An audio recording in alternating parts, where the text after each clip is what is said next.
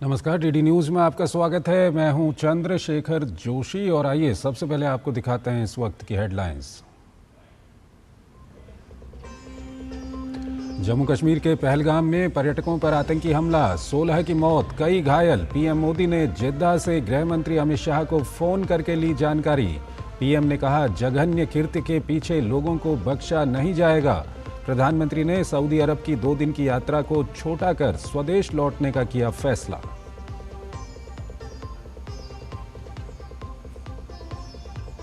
केंद्रीय गृह मंत्री अमित शाह पहुंचे श्रीनगर। गृह मंत्री ने जम्मू कश्मीर की सुरक्षा स्थिति को लेकर उच्च स्तरीय सुरक्षा समीक्षा बैठक की। जम्मू कश्मीर में सुरक्षा व्यवस्था की गई कड़ी।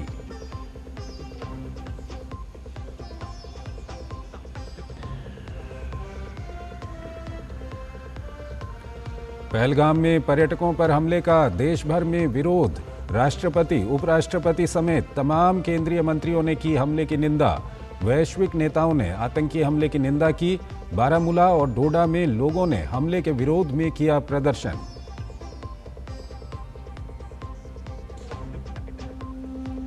नए वक्फ कानून पर बीजेपी का वक्फ सुधार जनजागरण अभियान। मुंबई में केंद्रीय मंत्री किरण रिजिजू समेत कई नेताओं ने की मुस्लिमों से चर्चा। कहा, नया कानून गरीब मुसलमानों के हक में। कुछ लोग तुष्टीकरण में लगे। मुस्लिम संगठनों का दिल्ली में प्रदर्शन।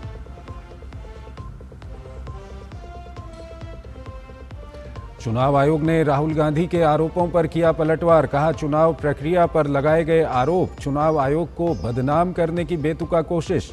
दुनिया भर में होती है भारतीय चुनाव की तारीफ। बीजेपी ने भी बोला, राहुल पर हमला।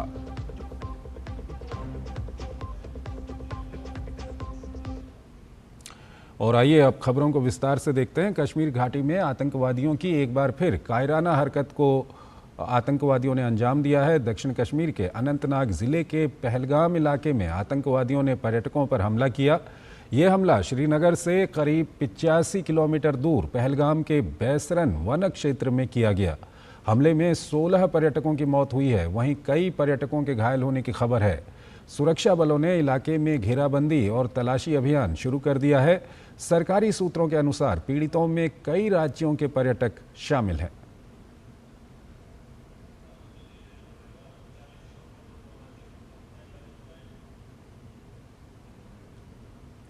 दरअसल आज शाम होते होते जम्मू कश्मीर से ये बेहद दुखद खबर सामने आई है।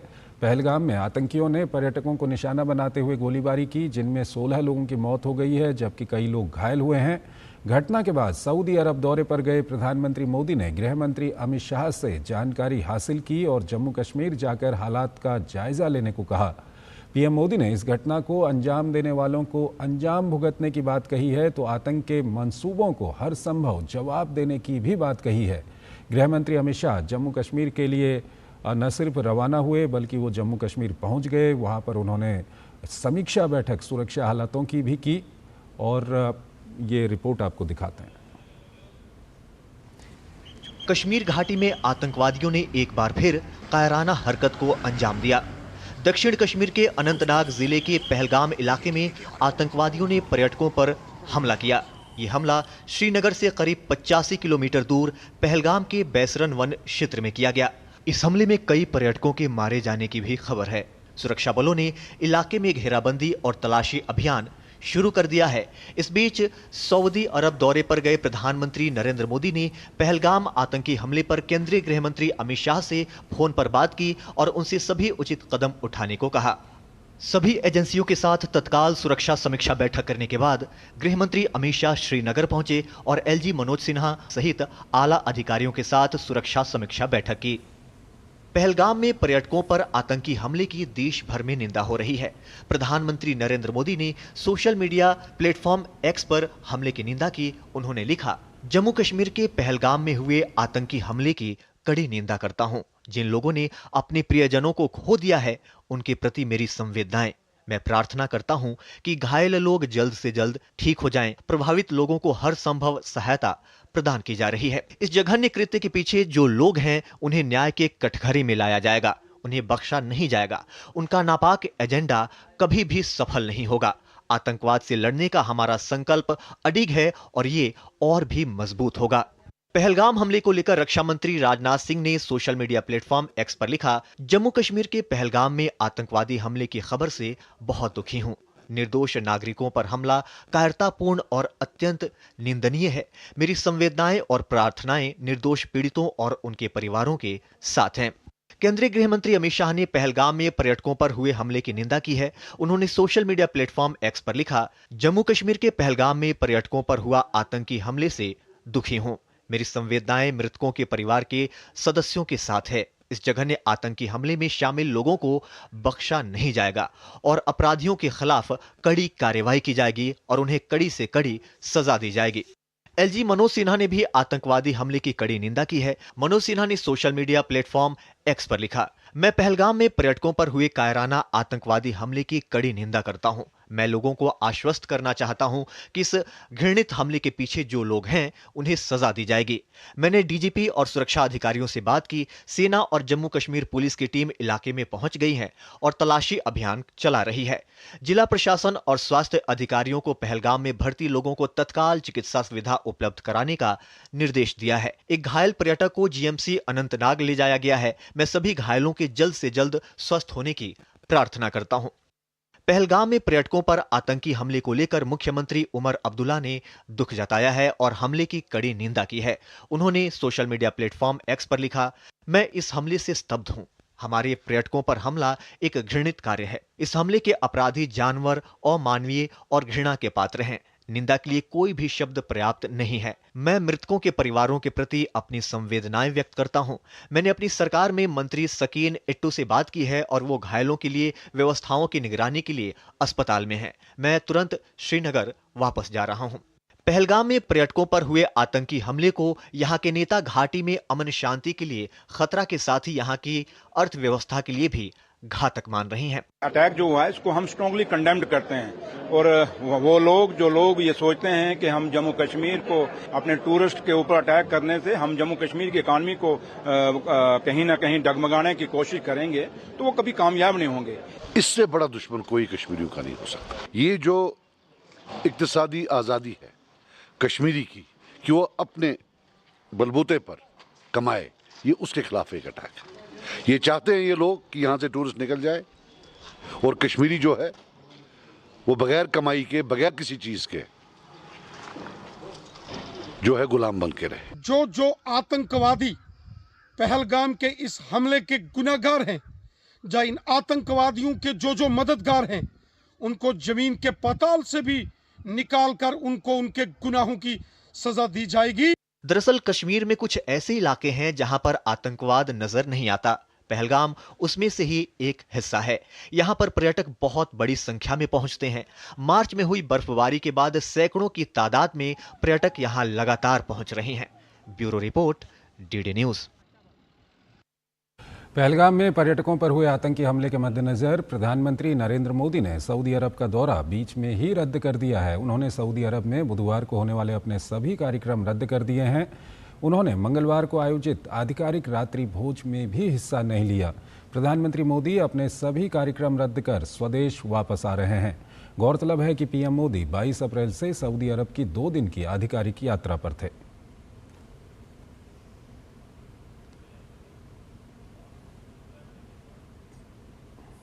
वहीं पहलगाम में पर्यटकों पर हमले को लेकर राष्ट्रपति द्रौपदी मुर्मू ने सोशल मीडिया प्लेटफॉर्म एक्स पर लिखा, जम्मू कश्मीर के पहलगाम में पर्यटकों पर हुआ आतंकवादी हमला चौंकाने वाला और दर्दनाक है। ये एक नृशंस और अमानवीय कृत्य है जिसकी स्पष्ट रूप से निंदा की जानी चाहिए। निर्दोष नागरिकों, पर्यटकों पर हमला करना बेहद भयावह और अक्षम्य है। जिन परिवारों ने अपने प्रियजनों को खो दिया है उनके प्रति मेरी हार्दिक संवेदना है और घायलों के शीघ्र स्वस्थ होने की प्रार्थना करती हूं।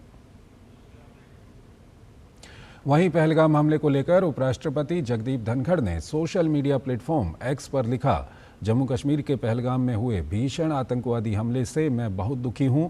हिंसा के ऐसे कृत्य निंदनीय हैं और इनकी कड़ी निंदा की जानी चाहिए। दुख की इस घड़ी में मेरी संवेदनाएं और प्रार्थनाएं पीड़ित परिवारों के साथ हैं। अमेरिका के राष्ट्रपति डोनाल्ड ट्रंप ने जम्मू कश्मीर के पहलगाम में पर्यटकों पर हमले की निंदा की है। उन्होंने अपने social media platform truth social पर लिखा कि कश्मीर से बहुत ही परेशान करने वाली खबर आई है। आतंकवाद के खिलाफ भारत के साथ अमेरिका मजबूती से खड़ा है। हम मारे गए लोगों की आत्मा की शांति और घायलों के ठीक होने की प्रार्थना करते हैं। प्रधानमंत्री मोदी और भारत के लोगों को हमारा पूरा समर्थन और गहरी सहानुभूति है। हमारी संवेदनाएं आप सभी के साथ हैं।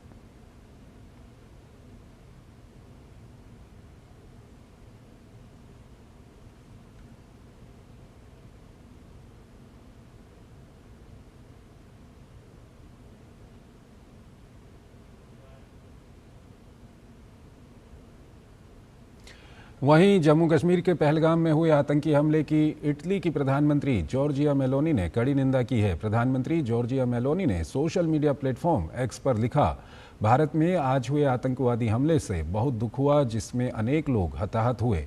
इटली प्रभावित परिवारों, घायलों, सरकार और सभी भारतीय लोगों के प्रति अपनी संवेदना व्यक्त करता है।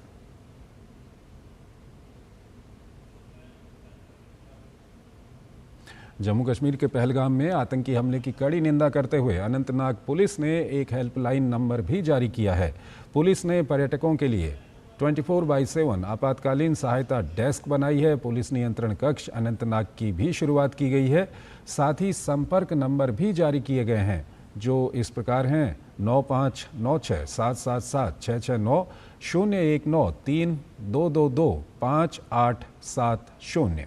वहीं व्हाट्सएप नंबर 9419051940 भी जारी किया गया है। पहलगाम में पर्यटकों पर हुए आतंकी हमले के बाद जम्मू कश्मीर की सुरक्षा बढ़ा दी गई है। जगह जगह वाहनों की जांच की जा रही है। इसी कड़ी में अखनूर में भी सुरक्षा कड़ी कर दी गई है। आने जाने वाले वाहनों की बारीकी से जांच की जा रही है। पहलगाम में पर्यटकों पर हमले को लेकर बारामूला में मोमबत्ती जलाकर स्थानीय लोगों ने विरोध प्रदर्शन किया। तो ये दृश्य हम आपको दिखा रहे हैं बारामूला के। आज जो हमला हुआ है पर्यटकों पर, इसका काफ़ी विरोध जम्मू और कश्मीर में हो रहा है, क्योंकि पूरा का पूरा जो जम्मू कश्मीर है वो बहुत हद तक पर्यटन पर आधारित है और कहीं ना कहीं इस हमले के बाद पर्यटन उद्योग को बहुत बड़ा झटका वहाँ पर लगा है। और ये पहलगाम के दृश्य हम दिखा रहे हैं, वहाँ पर भी पहलगाम में पर्यटकों पर हमले को लेकर, ये दरअसल हम आपको जो दृश्य दिखा रहे हैं ये डोडा के हैं, जम्मू कश्मीर के डोडा के। स्थानीय लोगों ने वहाँ पर भी जमकर विरोध प्रदर्शन किया है। तो काफ़ी गुस्सा है स्थानीय लोगों में जम्मू कश्मीर में इन आतंकवादी हमलों को लेकर। और पहलगाम में पर्यटकों पर हुए आतंकी हमले के खिलाफ श्रीनगर में स्थानीय लोगों ने कैंडल जलाकर विरोध जताया। वहीं कुपवाड़ा में भी स्थानीय लोगों ने कैंडल मार्च निकाला। स्थानीय लोगों ने हमले की निंदा की। हम भरपूर कंडेम करते हैं और मजम्मत करते हैं मक्का मार्केट की जानिब से। जिस मक्का मार्केट में सरकार ने 481 शॉपकीपर्स को परमानेंटली मक्का मार्केट के अंदर रिहेबिलिटेट किया है, और हम सरकार के बहुत शुक्रगुजार है उस चीज़ के लिए। और ये जो आज सानिया हुआ है ये बर्दाश्त से बाहर है। जिन्होंने ये किया उनको भी अल्लाह ताला की बारगाह में जवाब देना है। उन्होंने जो कुछ भी किया है ये इंसानियत के खिलाफ किया है और हमारे दीन के खिलाफ किया है। मुझे लगता है कि सबसे ज़्यादा ताज़ियत यहाँ पे हर एक ताजिर को है, ना कि हमारा बिजनेस यहाँ पे डिस्टर्ब हो इस वजह से नहीं। किनको आप देखिए, मैसेज इंसान को दे सकता है। जब इंसान शैतान आगे बैठा तो शैतान के लिए मैसेज थोड़ी है, तो शैतान के लिए अल्लाह की बारगाह और बखूबी जो एडमिनिस्ट्रेशन है वो जानती है उनके शैतानों के साथ कैसे निपटते हैं। जो इंसिडेंट पहलगाम में हुआ ये हमारे लिए भी एक बहुत ही शॉकिंग इंसिडेंट है, जिसको हम कंडम भी करते हैं। और हम एक मैसेज पूरी दुनिया को ये देना चाहते हैं कि ये कश्मीर के लोग नहीं हो सकते। ये कुछ ऐसी कौम है जिनको ना खुद का मरना याद है, ना उनको जन्नत जहन्नम का हिसाब है। ऐसे इंसिडेंट जब होते हैं तो एक आम इंसान को मारना पूरे इंसानियत को मारने के बराबर है। सो हम कश्मीर से ये मैसेज देते हैं कि पूरा कश्मीर इन फैमिलीज़ के साथ है, इन सारे लोगों के साथ है। जो इन दहशतगर्दों ने की, जिसमें जो हमारे मेहमान हमारे यहाँ पे आए थे, जिस तरह इन दहशतगर्दों ने ये कायराना हरकत की, हम सब इसकी मजम्मत करते हैं। जितना ये पहली बार ऐसा इस तरीके का, क्योंकि कश्मीर पूरी दुनिया में माना जाता है मेहमान नवाजी में, और आज आप देख रहे हैं कि पूरे कश्मीर में इस वक्त मातम है।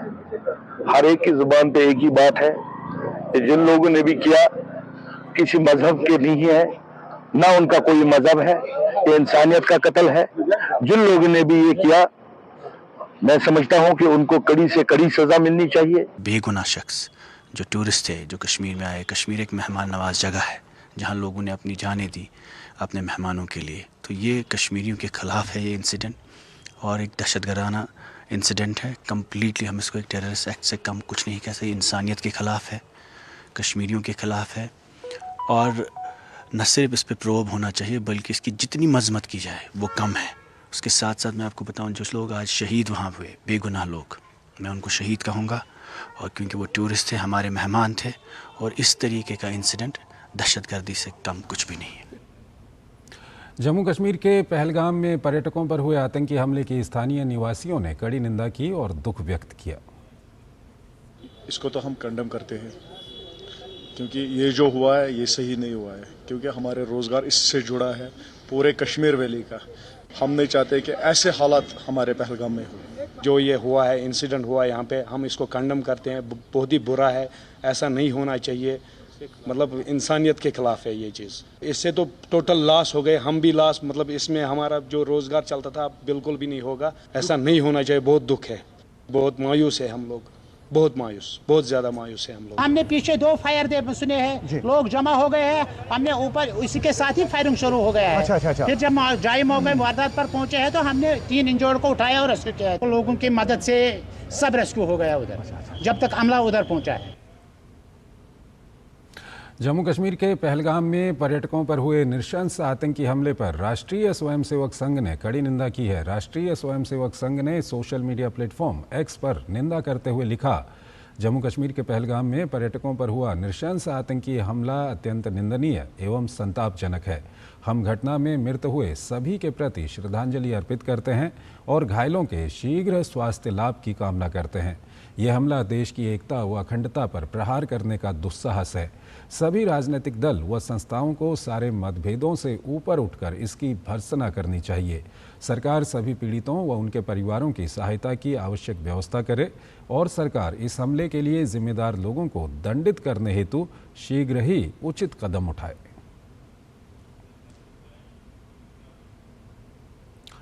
अगली खबर की ओर चलते हैं। देश में नया वक्फ कानून लागू हो चुका है, लेकिन इसको लेकर देश में बहस जारी है।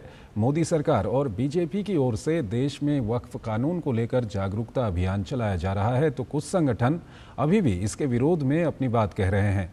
मोदी सरकार ने नए कानून से जुड़े फायदे लगातार देश के सामने रखे हैं, तो पूरी कानूनी प्रक्रिया का भी पालन किया गया है।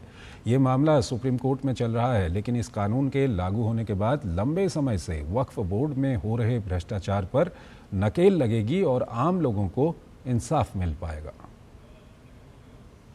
वक्फ कानून पर जारी है बवाल, मुस्लिम संगठनों ने उठाए सवाल, बीजेपी ने चलाया जागरूकता अभियान, कहा गरीब मुसलमानों के लिए यही है सही समाधान। वक्फ संशोधन कानून पर सियासी घमासान जारी है। बीजेपी जहां वक्फ सुधार जागरूकता अभियान के तहत मुसलमानों को नए वक्फ कानून के लाभ बता रही है, तो वहीं कुछ मुस्लिम संगठन विरोध प्रदर्शन कर रहे हैं। वक्फ सुधार जागरूकता अभियान के तहत केंद्रीय मंत्री किरेन रिजिजू, बीजेपी नेता जगदम्बिका पाल सहित भाजपा के कई शीर्ष नेताओं ने मुंबई में मुस्लिम समुदाय के लोगों से सीधा संवाद किया। इस दौरान मुस्लिमों को नए वक्फ कानून के लाभों के बारे में जागरूक किया गया। उन्होंने बताया कि कैसे संशोधन से गरीब मुसलमानों को लाभ होगा। बाद में एक प्रेस कॉन्फ्रेंस में केंद्रीय मंत्री किरेन रिजिजू ने कहा कि मोदी सरकार गरीबों के हितों के लिए प्रतिबद्ध है और हम उनके अधिकारों से समझौता नहीं होने देंगे। उन्होंने कहा कि कुछ सिर्फ चुनिंदा लोग हैं जो वक्फ संपत्तियों का गलत लाभ उठा रहे हैं और मुसलमानों को गुमराह कर रहे हैं। किरेन रिजिजू ने वक्फ कानून को लेकर विपक्ष पर निशाना भी साधा। गरीबों को, गरीब मुसलमानों को फायदा पहुंचाना, जिस लक्ष्य से वक्फ प्रॉपर्टी बनाया गया है उसका अंजाम दिलवाना और फिर उसको जो लूटा जा रहा है, मिसयूज किया जा रहा है, उसको भी रोक लगाना, ये दोनों हमारे लिए बहुत जरूरी है। गलत फहमी में नहीं रहना चाहिए कि सारा मुसलमान विरोध कर रहे हैं। कुछ मुसलमान जो गुमराह किया हुआ है और कुछ मुसलमान जो मुसलमानों को वोट बैंक ट्रीट करते हैं, वो लोग गुमराह कर रहे हैं, वो सड़क पर उतारने का नाटक कर रहे हैं। आम मुसलमान इस वक्फ संशोधन अधिनियम का समर्थन कर रहे हैं, स्वागत कर रहे हैं। दरअसल बीजेपी ने वक्फ पर जागरूकता फैलाने के लिए एक राष्ट्रव्यापी अभियान वक्फ सुधार जन जागरण अभियान शुरू किया है। ये अभियान अगले महीने की 5 तारीख तक जारी रहेगा। अभियान के तहत भाजपा नेता और कार्यकर्ता मुस्लिम समुदायों के बीच जा रहे हैं और नए कानून के बारे में जागरूक कर रहे हैं। इस बीच मंगलवार को दिल्ली में नए वक्फ कानून के विरोध में all India Muslim personal law board ने प्रदर्शन किया। वक्फ बचाओ अभियान के तहत तालकटोरा स्टेडियम में हुए कार्यक्रम में जमाते इस्लामी हिंद समेत देश भर के मुस्लिम संगठनों के अध्यक्ष और प्रतिनिधि पहुंचे। बीजेपी ने इस पर करारा पलटवार किया और कहा कि कानून को लेकर फैलाए जा रहे भ्रम पर लोग विश्वास न करें। ये भारत में वोट बैंक की राजनीति के लिए किया जा रहा है और इसमें मुस्लिमों का भला नहीं हुआ, मुस्लिमों का नुकसान ही हुआ है। जिस प्रकार के बयान AIMPLB दे रहा है, मामला सुप्रीम कोर्ट में है, पर उनको सुप्रीम कोर्ट पर भरोसा नहीं है। ये चाहते हैं कि संविधान के ऊपर शरिया लागू हो जाए। कुछ संगठन भले ही वक्फ पर विरोध प्रदर्शन कर रहे हों, लेकिन तमाम मुस्लिम संगठन इसका समर्थन भी कर रहे हैं। बिहार के किशनगंज में मुसलमानों ने इसके हक में आवाज बुलंद की। ये जो जूते की दुकान है, 22 रुपया महीना वो देता, आज तक 60-70 बरस से हो गया, जबकि 50,000 रुपया मंथली होना चाहिए। कुल मिलाकर वक्फ के मामले में तमाम मुस्लिम खुलकर समर्थन में हैं और इसे गरीब मुसलमानों के हित में बता रहे हैं। फिलहाल मामला सुप्रीम कोर्ट में है और वहीं से इस पर आगे की राह तय होगी। Bureau report, DD news. Rahul Gandhi द्वारा विदेश में भारतीय चुनाव आयोग पर सवाल खड़ा करने के बाद खुद चुनाव आयोग ने तथ्यों को आंकड़ों के साथ सामने रखा है। आयोग ने कहा है कि इस प्रकार के गैर जिम्मेदाराना बयान देना पूरी तरह से सच्चाई से कोसों दूर हैं। इस मामले पर बीजेपी लगातार राहुल गांधी और कांग्रेस पर हमलावर है तो कांग्रेस सफाई दे रही है। ये पहला मामला नहीं है जब राहुल गांधी ने विदेश से देश का अपमान का प्रयास किया है और संवैधानिक संस्थाओं पर सवाल खड़े किए हैं। इससे पहले भी कई बार राहुल गांधी इस प्रकार के गलत बयान देते रहे हैं। चुनाव आयोग ने चुनाव प्रक्रिया को लेकर राहुल गांधी की ओर से उठाए जा रहे सवालों पर प्रतिक्रिया देते हुए कहा है कि किसी भी व्यक्ति द्वारा फैलाई जा रही कोई भी गलत सूचना न केवल कानून के प्रति अनादर का संकेत है, बल्कि अपने ही राजनीतिक दल द्वारा नियुक्त हजारों प्रतिनिधियों की भी बदनामी करती है और लाखों चुनाव कर्मचारियों का मनोबल गिराती है, जो चुनाव के दौरान अथक और पारदर्शी तरीके से काम करते हैं। मतदाताओं द्वारा किसी भी प्रतिकूल फैसले के बाद ये कहकर चुनाव आयोग को बदनाम करने की कोशिश करना पूरी तरह से बेतुका है। चुनाव आयोग ने एक एक सवाल का जवाब देते हुए स्पष्ट किया। महाराष्ट्र में विधानसभा चुनाव के दौरान सुबह 7 बजे से शाम 6 बजे तक मतदान केंद्र पर 6,40,87,588 मतदाताओं ने मतदान किया। औसतन प्रति घंटे लगभग 58 लाख वोट डाले गए। इन औसत रुझानों के अनुसार लगभग 1,16,00,000 मतदाताओं ने अंतिम 2 घंटों में मतदान किया हो सकता है। इसलिए 2 घंटों में मतदाताओं द्वारा 65 लाख वोट डालना औसत प्रति घंटे मतदान के रुझान से बहुत कम है। इसके अलावा प्रत्येक मतदान केंद्र में उम्मीदवारों, राजनीतिक दलों द्वारा औपचारिक रूप से नियुक्त किए गए मतदान एजेंटों के सामने मतदान आगे बढ़ा। कांग्रेस के नामांकित उम्मीदवारों या उनके अधिकृत एजेंटों ने अगले दिन रिटर्निंग अफसर और चुनाव पर्यवेक्षकों के समक्ष जांच के समय किसी भी तरह के असामान्य मतदान के संबंध में कोई पुष्ट आरोप नहीं लगाया। इस बीच लोकसभा में विपक्ष के नेता राहुल गांधी के अमेरिका में दिए गए बयान पर भारतीय जनता पार्टी ने निशाना साधते हुए कहा कि वे चुनावी प्रक्रिया में विदेशी हस्तक्षेप चाहते हैं। मंगलवार को भाजपा मुख्यालय में आयोजित प्रेस वार्ता में प्रवक्ता नलिन कोहली ने कहा कि राहुल गांधी विदेशी धरती पर भारत के संस्थानों पर हमला कर रहे हैं और संस्थानों पर हमला करके ध्यान भटकाने की कोशिश कर रहे हैं। राहुल गांधी जी के हाल में जो बयान है चुनाव आयोग को लेकर, भारत की चुनावी प्रक्रिया को लेकर, इस बात को स्थापित करता है कि Congress party divert the attention of people from the National Herald case to attacking institutions. कई राज्य में चुनाव में हुई हार से कांग्रेस काफी घबराई हुई नजर आ रही है।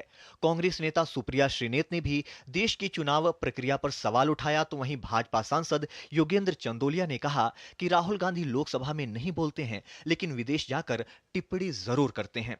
बहुत सारी ऐसी चीजें हैं जो इस देश की चुनाव प्रणाली पर सवाल उठाती हैं और अंततोगत्वा लोकतंत्र की मजबूत नींव पर प्रहार करती हैं। और राहुल जी ने जो बातें कही, वो नेता प्रतिपक्ष होने के नाते उनका कर्तव्य है कहना, अगर वो ना कहते तो गलत करते। Rahul Gandhi has the audacity to question the Election Commission of India as an entitled child of India. He should raise questions in Parliament. He chooses not to attend Parliament. He should raise issues of significance in India. He chooses not to. And then these dismissive allegations which are misleading and incorrect has been the standard practice. Rahul Gandhi ji Lok Sabha में तो बोलते नहीं हैं, वहाँ तो वो ऐसे आते हैं, मैं कहना नहीं चाहता, स्लीपर पहन के आ जाओ, टी शर्ट पहन के आ जाओ, वो लोअर पहन के लोकसभा में आ जाते हैं, आते हैं चले जाते हैं। विदेश में जाकर क्यों बोलते हैं? हिंदुस्तान में बोले, जो हिंदुस्तान के बारे में बोलना, तो यहाँ बोले, वहाँ जाकर जो टिप्पणी करते हैं गलत करते हैं। ये कोई पहली बार नहीं है जब राहुल गांधी ने विदेश में देश की छवि को खराब करने वाला बयान दिया हो, लेकिन वे और कांग्रेस देश की जनता को विभिन्न मुद्दों पर रिझाने में लगातार नाकामयाब रहे हैं, जो चुनाव परिणामों में दिखाई देता रहा है। ब्यूरो इनपुट के साथ ऋषि कुमार की report, DD news. National Herald को लेकर गांधी परिवार की मुश्किलें कम होने का नाम नहीं ले रही हैं। भाजपा सांसद बांसुरी स्वराज नेशनल हेराल्ड की लूट लिखा बैग लेकर संसद में जेपीसी की बैठक में पहुंची तो मामला सियासी रूप से गर्मा गया है। कांग्रेस लगातार कह रही है कि राजनीति की वजह से सोनिया गांधी और राहुल गांधी को फंसाने का काम किया जा रहा है, तो बीजेपी लगातार गांधी परिवार पर भ्रष्टाचार के मामले पर निशाना साध रही है। नेशनल हेराल्ड मामले में 25 अप्रैल को कोर्ट में सुनवाई है। नेशनल हेराल्ड के बहाने बीजेपी कांग्रेस आमने सामने, बांसुरी स्वराज के बैग के बहाने राहुल सोनिया पर निशाने। नेशनल हेराल्ड के मामले में बीजेपी और कांग्रेस में सियासी घमासान जारी है। कांग्रेस जहां देश भर में इस मामले में प्रेस कॉन्फ्रेंस कर रही है, तो वहीं बीजेपी भी इस मामले में कांग्रेस और गांधी परिवार को घेरने का कोई मौका नहीं छोड़ रही। बीजेपी सांसद बांसुरी स्वराज ने मंगलवार को संसद भवन में एक देश एक चुनाव की संयुक्त संसदीय समिति की बैठक में शामिल होने पहुंची तो उनके बैग ने सभी का ध्यान अपनी ओर आकर्षित किया। भाजपा सांसद बांसुरी स्वराज के बैग पर लिखा था नेशनल हेराल्ड की लूट। उन्होंने अपने बैग के जरिए गांधी परिवार पर सांकेतिक तरीके से निशाना साधने की कोशिश की। बांसुरी का कहना है कि गांधी परिवार सेवा की आड़ में अपनी व्यक्तिगत संपत्ति बढ़ाने में जुटा है। वो सेवा की आड़ में सार्वजनिक संस्थाओं को अपनी पर्सनल जागीर बढ़ाने का एक औजार बना लेती है। बहुत गंभीर मामला है और इसीलिए आज के दिन कांग्रेस पार्टी की और कांग्रेस के शीर्ष नेतृत्व की जवाबदेही बनती है, न केवल इस देश की जनता को बल्कि 25 अप्रैल को कोर्ट के समक्ष भी। भाजपा के तमाम दिग्गज नेता नेशनल हेराल्ड मामले में कांग्रेस और गांधी परिवार पर सवालिया निशान उठा रहे हैं। भाजपा का कहना है कि नेशनल हेराल्ड मामले से कांग्रेस पार्टी का असली चरित्र देश की जनता के सामने आ गया है। कांग्रेस और गांधी परिवार ने जिस तरह से नेशनल हेराल्ड घोटाले को अंजाम दिया, उसके लिए उन्हें सजा मिलनी चाहिए। हालांकि कांग्रेस की दलील है कि इस मामले में 1 रुपया का लेन देन भी नहीं हुआ है। उसके बाद भी राहुल गांधी और सोनिया गांधी जी को टारगेट किया जा रहा है। यंग इंडियंस और नेशनल हेराल्ड केस में जिस प्रकार से कांग्रेस पार्टी के आला कमान की चुप्पी है, जिस प्रकार से एक बचाव किया जा रहा है उनके वरिष्ठ अधिकारियों के माध्यम से, लाइक मिस्टर चिदम्बरम, उससे दिखता है कि कांग्रेस पार्टी वाकई घबरा गई है। इसमें कोई दम नहीं है, 1 रुपए का लेन देन नहीं हुआ, पैसों का ट्रांजैक्शन नहीं हुआ इसके अंदर।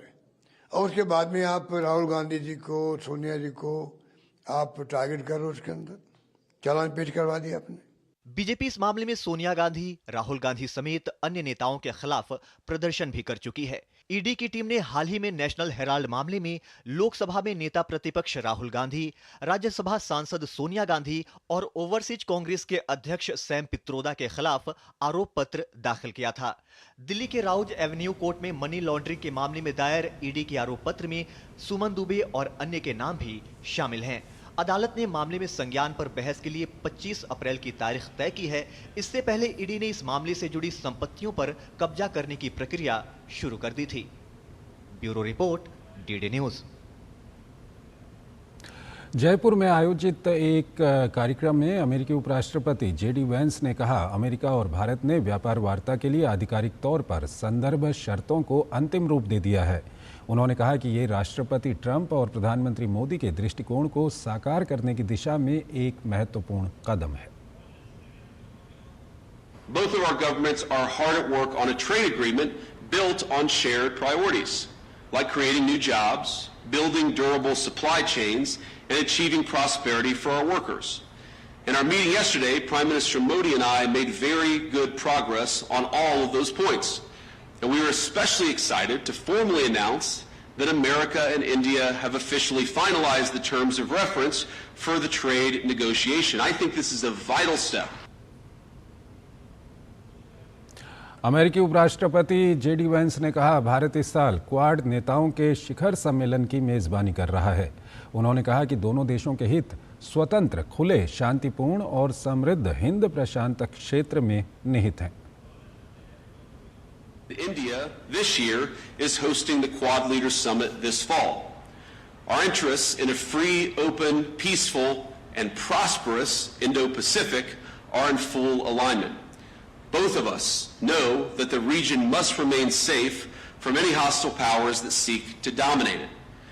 Growing relations between our countries over the last decade are part of what led America to designate India a major defense partner, the first of that class. अमेरिकी उपराष्ट्रपति जेडी वेंस ने कहा कि अमेरिका और भारत मिलकर बहुत कुछ हासिल कर सकते हैं। उन्होंने कहा कि भारत और अमेरिका के बीच मजबूत रक्षा संबंध हैं और अमेरिका किसी भी अन्य देश से ज़्यादा भारत के साथ सैन्य अभ्यास करता है। उपराष्ट्रपति ने कहा कि हम अत्याधुनिक तकनीकों का आविष्कार साथ मिलकर कर सकते हैं। How India and the United States can work together. First, perhaps most importantly, to protect our nations. Second, to build great things, and finally to innovate the cutting-edge technologies both our countries will need in the years to come. Now on defense, our countries already enjoy a close relationship, one of the closest relationships in the world. America does more military exercises with India than we do with any other nation on earth. The U.S.-India Compact that President Trump and Prime Minister Modi announced in February will lay the foundation for even closer collaboration between our countries. From javelins to Stryker combat vehicles, our nations will co-produce many of the munitions and equipment that we'll need to deter foreign aggressors. And the launching the Joint Autonomous Systems Industry Alliance will enable America and India to develop the most state-of-the-art maritime systems needed for victory.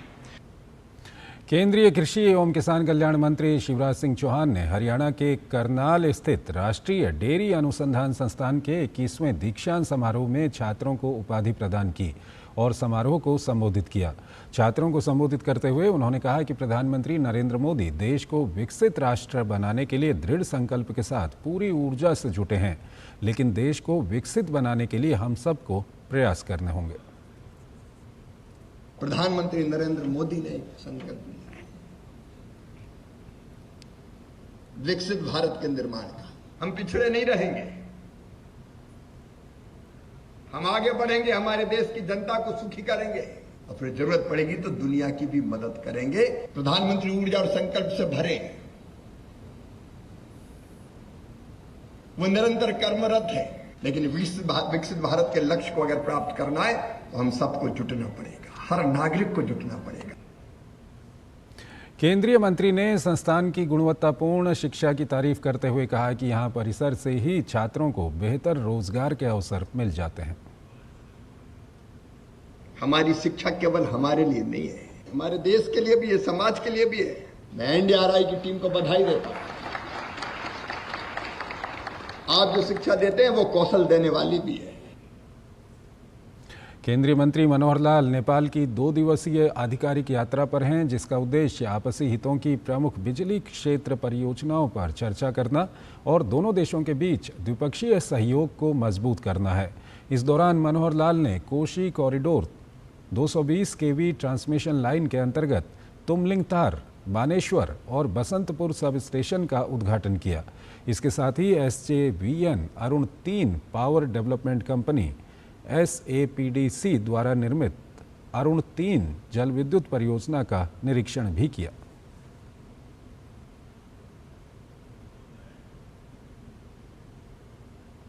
राष्ट्रीय सौर ऊर्जा संस्थान गुरुग्राम में सौर PV module प्रकाशन और अंशाकान प्रयोगशाला का उद्घाटन केंद्रीय नवीन और नवीकरणीय ऊर्जा मंत्री प्रहलाद जोशी ने किया। मौके पर राष्ट्रीय सौर ऊर्जा संस्थान के महानिदेशक मोहम्मद रिहान और अंतर्राष्ट्रीय सौर गठबंधन के महानिदेशक आशीष खन्ना मौजूद रहे। सोलर के क्षेत्र में भारत ने 106 गीगावाट स्थापित सौर ऊर्जा क्षमता को पार करके एक ऐतिहासिक उपलब्धि प्राप्त की है, जिससे अक्षय ऊर्जा में वैश्विक अग्रणी के रूप में अपनी स्थिति मजबूत की है। ये उल्लेखनीय उपलब्धि स्वच्छ हरित भविष्य के लिए देश की प्रतिबद्धता का प्रमाण है। केंद्रीय मंत्री ने कहा कि साल 2030 तक भारत अपने लक्ष्य को हासिल करने की तरफ प्रतिबद्ध है। केंद्रीय मंत्री ने जोर देकर कहा कि PM सूर्य घर और सोलर इंस्टॉलेशन से स्वच्छ ऊर्जा के क्षेत्र में भारत तेजी से आगे बढ़ रहा है। There is a demand for both PM Surya Ghar and PM Kusum. उसमें ही हमारा nearly about 34 gigawatt in PM Kusum and 30 gigawatt in PM Surya Ghar. तो 64 gigawatt उसमें ही हो जाएगा। उसके अलावा हमारा जो भी अभी चल रहा है स्कीम्स वगैरह प्रोजेक्ट, वो तो आगे बढ़ ही रहा है। केंद्रीय वित्त एवं कॉरपोरेट मामलों की मंत्री निर्मला सीतारमण ने अपने 5 दिवसीय अमेरिका यात्रा के दौरान सैन फ्रांसिस्को में कई वरिष्ठ अधिकारियों और व्यापार जगत के लीडर से मुलाकात की। इस मुलाकात के दौरान वित्त मंत्री ने प्रौद्योगिकी, आर्टिफिशियल इंटेलिजेंस, ऊर्जा और डिजिटल बुनियादी ढांचे जैसे क्षेत्रों में सहयोग के द्विपक्षीय क्षेत्रों के साथ साथ भारत और अमेरिका के बीच निवेश सहयोग बढ़ाने के अवसरों पर चर्चा की। वित्त मंत्री निर्मला सीतारमण ने प्रधानमंत्री नरेंद्र मोदी के नेतृत्व में प्रौद्योगिकी के क्षेत्र में भारत में हो रहे उल्लेखनीय परिवर्तन पर चर्चा की और शिक्षा, स्वास्थ्य सेवा और AI उत्कृष्टता केंद्रों सहित AI के क्षेत्र में नए संभावनाओं को तलाशने के सुझाव दिए। साथ ही गूगल क्लाउड को क्षेत्रीय सहयोग बढ़ाने और मेक इन इंडिया के हिस्से के रूप में भारत और दुनिया के लिए नई तकनीकों को बनाने के लिए प्रोत्साहित किया।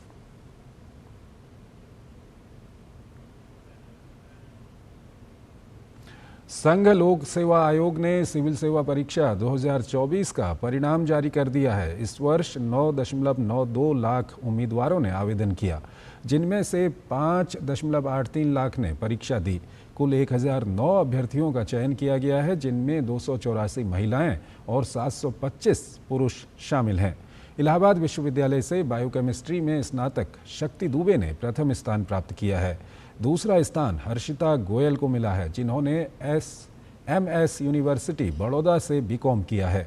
तीसरे स्थान पर हैं अर्चित पराग डोंगरे, जिन्होंने VIT वेल्लोर से इलेक्ट्रिकल और इलेक्ट्रॉनिक्स इंजीनियरिंग में BTech किया है। वहीं अहमदाबाद की मार्गी चिराग शाह चौथे और दिल्ली के आकाश गर्ग ने 5वां स्थान हासिल किया। टॉप 5 में से 3 महिलाएं और 2 पुरुष शामिल हैं। कुल 45 दिव्यांग अभ्यर्थी भी चयनित हुए हैं। UPSC सिविल सेवा परीक्षा 2024 में पहला रैंक हासिल करने वाली शक्ति दुबे ने कहा कि ये उनकी काफ़ी सालों की मेहनत का परिणाम है। उन्होंने बताया कि पिछले साल साक्षात्कार में वो 12 अंक से चूक गई थीं। अपनी सफलता का श्रेय अपने परिजनों को देते हुए उन्होंने कहा कि दृढ़ इच्छा शक्ति और लगातार मेहनत से जीवन में कोई भी मुकाम हासिल किया जा सकता है। उन्होंने कहा कि महिलाओं के हित के लिए वो काम करना चाहती हैं। हमारे संवाददाता अजीत द्विवेदी ने शक्ति दुबे से खास बातचीत की। UPSC सिविल सर्विस एग्जाम 2024 में प्रयागराज की शक्ति दुबे ने पहली रैंक हासिल की। हमारे साथ बात करने के लिए शक्ति दुबे हैं। शक्ति, सबसे पहला सवाल, कैसे हासिल किया ये? मेहनत तो बहुत लगी क्योंकि ये मेरा 5th अटैम्प्ट था, बट आई थिंक मेहनत के साथ एक प्रॉपर स्ट्रैटेजी के साथ ही ये पॉसिबल हो पाया है। साथ में पेरेंट्स का सपोर्ट था थ्रू आउट, भाई बहन का सपोर्ट था, that help me reach here. सच्ची अगर बात की जाए तो कितना लंबा ये सफ़र रहा, कैसे तैयारी की आपने और क्या आपने रणनीति अपनाई इस एग्जाम को क्रैक करने के लिए? जर्नी मेरी काफ़ी लंबी रही है। ये मेरा 5th अटैम्प्ट था। इनिशियली 3 अटैम्प्ट्स में मेरा प्रीलिम्स नहीं क्लियर हुआ। 4th अटैम्प्ट में मैं इंटरव्यू तक गई बट कट ऑफ मिस हो गया था somewhere by 12 marks and this year it's rank 1। तो अभी स्ट्रैटेजी की अगर बात करूँ तो काफ़ी वेरिड रही है थ्रू आउट द जर्नी। काफ़ी चीज़ें मैंने चेंज की, काफ़ी चेंजेस करे हैं, बट एक चीज़ जो मुझे समझ में आई है वो ये है कि people should be very thorough with the syllabus. आपको प्रीवियस ईयर क्वेश्चंस हमेशा अपने साथ में रखने चाहिए so that you are aware कि कितना पढ़ना है।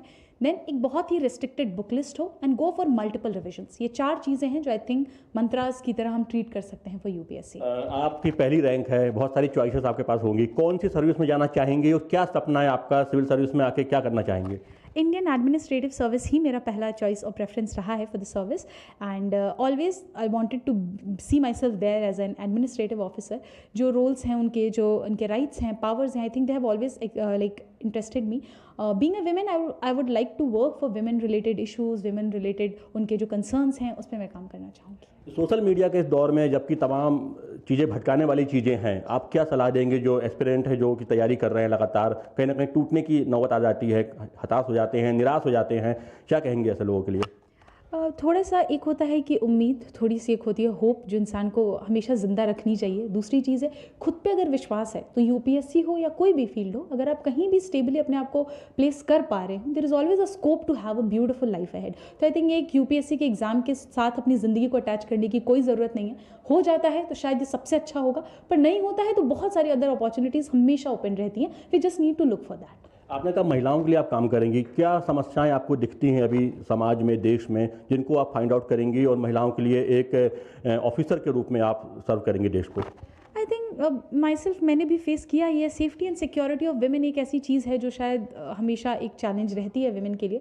दूसरा आई थिंक अगर रूरल एरियाज़ की बात करें तो विमेंस को शायद अपने राइट्स के बारे में आज भी उतनी जानकारी है नहीं, उनके क्या राइट्स हैं, उनके लिए क्या गवर्नमेंट स्कीम्स लेकर आ रही है, जिसकी वजह से इवन कुछ अगर स्टेप्स लिए भी जा रहे हैं तो वो भी फुलफिल नहीं हो पा रहे हैं। आई थिंक ये एक ऐसा एरिया होगा जिस पर मैं काम करना चाहूँगी to make women aware about who they are, what are their rights and what are the facilities that are provided by the government to them.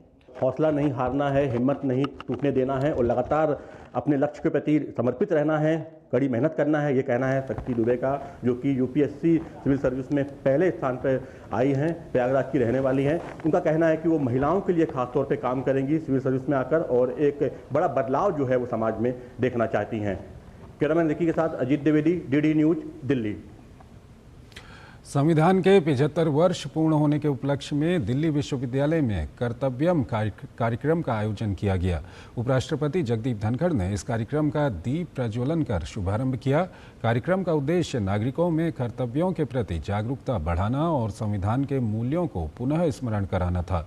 उपराष्ट्रपति ने अपने संबोधन में भारतीय संविधान की विशेषताओं और नागरिक कर्तव्यों की महत्ता पर प्रकाश डाला। साथ ही कहा कि लोकतंत्र में नागरिक सर्वोच्च है क्योंकि एक राष्ट्र का निर्माण नागरिकों द्वारा ही होता है। Citizen is supreme because a nation and democracy are built by citizens. Every one of them has a role. The soul of democracy resides and pulsates in every citizen. सही बात, सही समय, सही समूह को और सही व्यक्ति को कहने में हिचकिचाहट करोगे तो खुद को तो दुर्बल करोगे ही, उन सकारात्मक शक्तियों को भी आप गहरी चोट पहुंचाओगे। इसलिए अभिव्यक्ति और संवाद सर्वोपरि। आखिरकार 5 साल के लंबे इंतजार के बाद उत्तराखंड के पिथौरागढ़ जिले के लिपुलेख दर्रे से होकर जाने वाली कैलाश मानसरोवर यात्रा इस वर्ष आगामी 30 जून से शुरू होगी।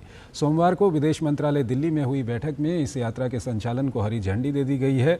दुनिया की सबसे बड़ी महामारी कोरोना के कारण साल 2020 से ये यात्रा संचालित नहीं हो पाई थी, लेकिन पिछले कुछ समय से भारत और चीन के बीच कैलाश मानसरोवर यात्रा फिर से संचालित किए जाने को लेकर बातचीत चल रही थी, जो आखिरकार रंग लाई है। पिथौरागढ़ के जिला पर्यटन अधिकारी कीर्ति चंद्र आर्य ने जानकारी देते हुए बताया, 30 जून से शुरू होने वाली कैलाश मानसरोवर यात्रा का संचालन कुमाऊं मंडल विकास निगम द्वारा किया जाएगा। साथ ही इस वर्ष होने वाली यात्रा में 5 दलों में कुल 250 तीर्थ यात्री शामिल होंगे, जिसमें हर दल में 50-50 यात्री होंगे। आगामी 30 जून को दिल्ली से यात्रा का पहला जत्था रवाना होगा, जो 10 जुलाई को लिपुलेख दर्रे से होते हुए चीन में प्रवेश करेगा। 5 साल बाद होने वाली इस यात्रा में हर दल लगभग 22 दिनों की यात्रा करेगा। ये पहली बार होगा कि कैलाश मानसरोवर यात्रा में यात्रियों को भारतीय क्षेत्र में पैदल नहीं चलना पड़ेगा, क्योंकि अब धारचूला से लिपुलेख तक सड़क पहुंच चुकी है। हालांकि उच्च हिमालयी क्षेत्र की इस यात्रा को देखते हुए यात्रियों का दिल्ली के साथ ही गुंजी में भी स्वास्थ्य परीक्षण किया जाएगा। 5 साल के बाद कैलाश मानसरोवर यात्रा फिर से शुरू होने से स्थानीय लोग भी काफ़ी खुश नज़र आ रहे हैं। स्थानीय लोगों का मानना है कि इस यात्रा के शुरू हो जाने से जहां सीमांत क्षेत्र में धार्मिक पर्यटन को बढ़ावा मिलेगा, वहीं यात्रा के फिर से शुरू हो जाने से भारत और चीन के रिश्ते और मधुर होंगे। इस बार जो है कैलाश मानसरोवर की जो यात्रा का संचालन होगा, 30 जून से यात्रा का संचालन होगा 22 अगस्त तक।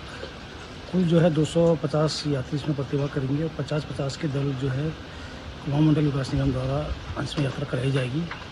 वर्तमान में निगम द्वारा जो है अपनी तैयारी जो है गुंजी, नावीडांग, धारचूला में की जा रही है और यात्रा के हेतु एक विदेश मंत्रालय में 21 तारीख को एक बैठक का भी आयोजन किया था, जहाँ से हरी झंडी मिल चुकी है।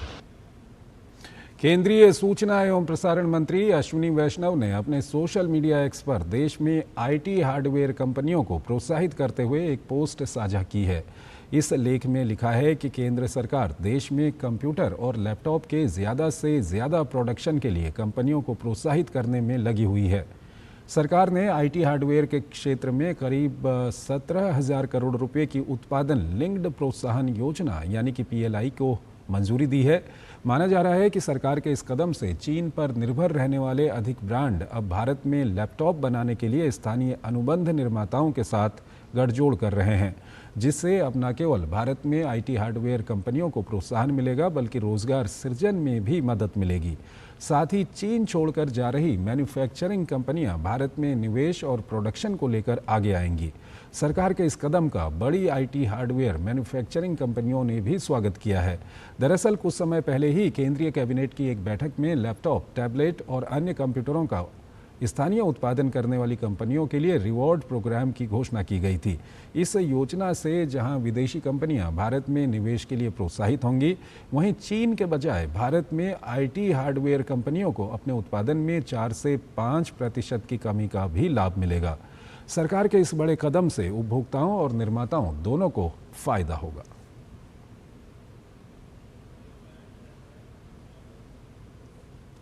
स्कूली छात्रों के बीच सड़क सुरक्षा के प्रति जागरूकता बढ़ाने की दिशा में एक महत्वपूर्ण कदम के तहत केंद्रीय विद्यालय संगठन और society of Indian automobile manufacturers के सहयोग से सड़क सुरक्षा ऑनलाइन शिक्षा कार्यक्रम की शुरुआत की गई है। नई दिल्ली के केंद्रीय विद्यालय नंबर 2 में आयोजित कार्यक्रम में केंद्रीय सड़क परिवहन और राजमार्ग मंत्री नितिन गडकरी और केंद्रीय शिक्षा मंत्री धर्मेंद्र प्रधान शामिल हुए। केंद्रीय मंत्री नितिन गडकरी ने कहा कि सड़क सुरक्षा के लिए सरकार ने कई नए नियम लागू किए हैं। हम एक सामाजिक रूप से संवेदनशील, जागरूक पीढ़ी का निर्माण करना चाहते हैं और इसके लिए हमें हर छात्र को जागरूकता और जिम्मेदारी फैलाने में भाग लेने की आवश्यकता है। वहीं केंद्रीय मंत्री धर्मेंद्र प्रधान ने कहा कि सड़क सुरक्षा को वैकल्पिक नहीं माना जा सकता, क्योंकि ये हमारे दैनिक जीवन का एक अनिवार्य हिस्सा है। कक्षा 1 से कक्षा 12 तक उपयुक्त मॉड्यूल बनाए जाने चाहिए। उन्होंने सड़क सुरक्षा को पाठ्यक्रम का हिस्सा बनाने की बात कही।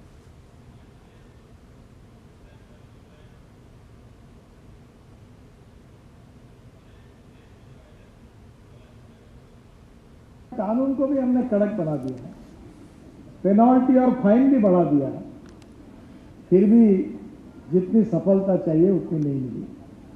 इसका सबसे कारण कोई है तो हमारे यहाँ एजुकेशन, लोगों को समझाना, प्रशिक्षित करना, बच्चों को अच्छी तरह प्रशिक्षित करना ताकि वो जिम्मेदार नागरिक बने, इसी भाव से हमने एजुकेशन और विशेष रूप से NGO, social organisation, colleges, university, इन सब के सहयोग से लोगों का ह्यूमन बिहेवियर जो है वो बदलने का अभियान जो है उसको सबसे ज़्यादा प्रायोरिटी दी है।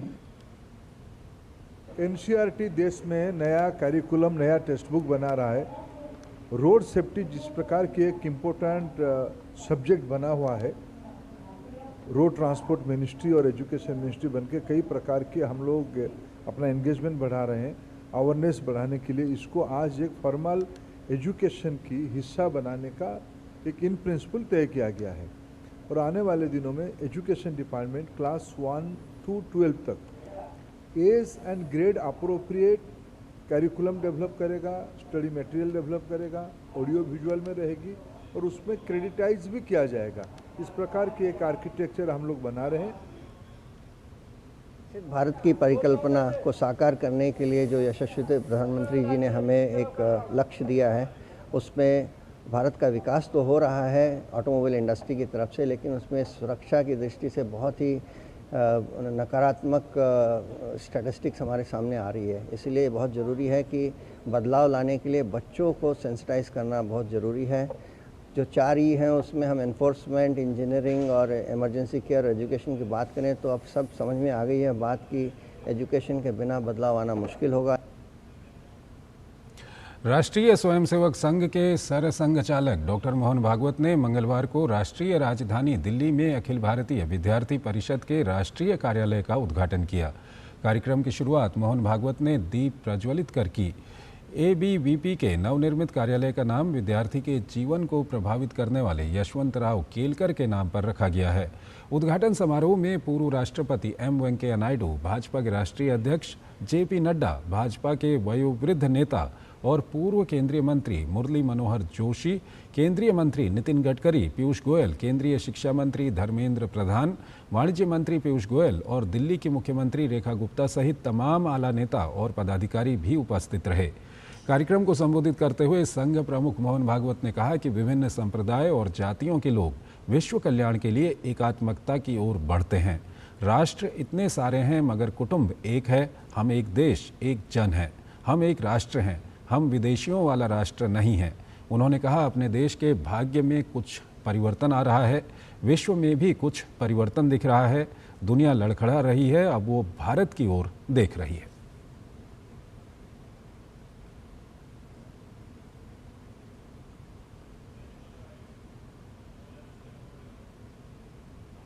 अपने देश के भाग्य में कुछ कुछ परिवर्तन आ रहा है। विश्व के समय में भी कुछ परिवर्तन दिखाई देता है। 2000 वर्षों तक तरह तरह के प्रयोग अपने अधूरे आधार पर की हुई दुनिया थक गई है, लड़खड़ा रही है और वो भारत की ओर देख रही है कि हमने 2 रास्ते, दोनों पर चल के देख लिया, विफलता ही हाथ लगी, पूर्ण सफलता मिली नहीं। सुविधा मिली, साधन मिले, लेकिन संतोष समाधान नहीं मिला। अब एक ही आशा है भारतवर्ष। भारतवर्ष की तरुण पीढ़ी के मन में भी 25 से 27 अप्रैल तक इंदिरा गांधी इंडोर स्टेडियम में दूसरी एशियाई योगासन खेल चैंपियनशिप की भारत मेजबानी करेगा। इस चैंपियनशिप का आयोजन योगासन खेल मंत्रालय और भारतीय खेल प्राधिकरण साई के सहयोग से किया जाएगा। इसमें 21 एशियाई देशों के कुल 170 खिलाड़ी और 40 तकनीकी अधिकारी व 30 टीम मैनेजर और कोच भाग लेंगे। ये चैंपियनशिप 4 आयु वर्ग 10 से 18, 18 से 28, 28 से 35 और 35 से 45 वर्ष में आयोजित की जाएगी। योगासन भारत के अध्यक्ष उदित सेठ ने चैंपियनशिप के लिए थीम सॉन्ग और शुभंकर का अनावरण किया। चैंपियनशिप का पहला सत्र 2022 में थाईलैंड के बैंकॉक में हुआ था। माननीय प्रधानमंत्री जी ने एक संकेत किया कि योगासन खेल के माध्यम से युवाओं को जोड़ा जाए और उसके माध्यम से आज लाखों युवा तो भारत के और हजारों युवा अन्य जो हमारे एशियन खेल के दो देश हैं वो जुड़े हैं और उनके माध्यम से एक नया खेल आगे बढ़ रहा है और इस खेल के माध्यम से फिटनेस आगे बढ़ रही है, इसके माध्यम से एक एकाग्रता बढ़ रही है, लोगों के जीवन में स्वास्थ्य आ रहा है, जागरूकता आ रही है और प्रेम भी बढ़ रहा है और हमारा थीम है वसुधैव कुटुंबकम, पूरा विश्व हमारा परिवार है। तो इस बुलेटिन में फिलहाल इतना ही। आप बने रहिए डीडी न्यूज़ के साथ। नमस्कार।